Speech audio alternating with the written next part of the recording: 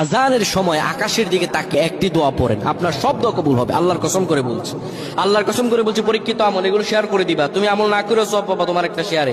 এটি যদি শুনে অন্য কেউ আমল করে তুমি আর সওয়াব পেয়ে যাবা। আজানের সময় যখন আজান হয় তখন আমরা কথাবার্তা বলি, এগুলো অনুচিত। আপনি আজানের সময় আকাশের দিকে তাকিয়ে একটি দোয়া পড়বেন। এই দোয়াটি আমরা অনেকেই পারি। এখন বলবেন হুজুর কমন পড়ে গেছে দোয়া। আমরা অনেকেই আল্লাহ তাআলার কাছে এটা ওটা চাই, কিন্তু সঠিকভাবে চাইতে জানি না। সঠিকভাবে কোনো ব্যক্তি যদি চায় আমার আল্লাহ তাকে দয়া করবেন। আল্লাহ বলেন, বান্দা উদউনি আস্তাজিব লাকুম, আমার কাছে চাও আমি আল্লাহ সব দিয়ে দিব। সুবহানাল্লাহ। যখন আপনার আজান হয়, আজানের সময় আপনি আসমানের দিকে তাকান, তাকিয়ে আপনি বলুন, পড়তে থাকেন, আল্লাহুম্মা আনতা রাব্বি লা ইলাহা ইল্লা আনতা খলাকতানি ওয়া আনা আবদুকা ওয়া আনা আলা হাদিকা ওয়া ওয়া'দিকা মাসতাতাতু আউযু বিকা মিন শাররি মা সানাতু আবুউ লাকা বিনি'মাতিকা আলাইয়া ওয়া আবুউ বিযাম